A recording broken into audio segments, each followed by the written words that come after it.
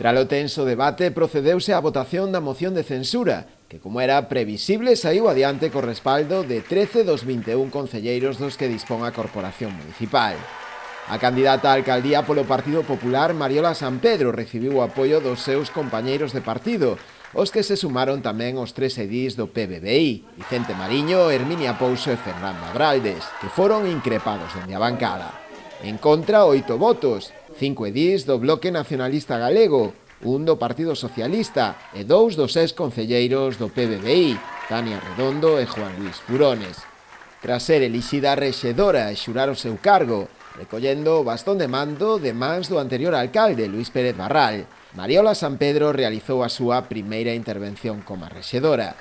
No seu discurso, a xa alcaldesa agradeceu os apoios recibidos estes días, tanto da súa familia como dos seus compañeiros de partido, así como tamén de veciños en xeral. O tempo que asegurou que non hai maior responsabilidade e honra que o feito de ser rexedora da cidade que a veu nacer.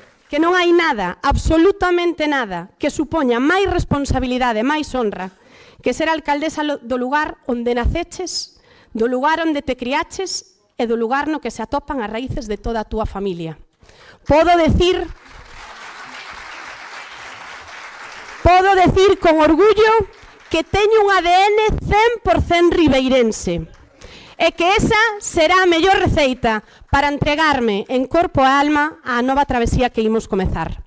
Unha travesía na que conto con todos e todas vós. A forza da xente sempre será a mellor tripulación e a mellor compañía coa que encarar esta marea. Seguiu na súa intervención reiterando o seu compromiso inquebrantable con todos os veciños de Ribeira, sexa cal sexa a súa ideoloxía. Que ninguén dubide das miñas intencións. Serei a alcaldesa de todos, cos meus acertos e cos meus erros. Dos que escriben Ribeira con B e tamén dos que escriben con V. Eu cada vez que escribo Ribeira fago desde o corazón e por iso a defenderei por riba de calqueira sigla de calqueira cor. Queridos veciños e veciñas, en min sempre poderedes atopar unha man tendida e as portas ben abertas. Se hai algo que teño claro e que aprendín en todos estes anos en política é que serei todo atención e oídos, escoitar para acertar.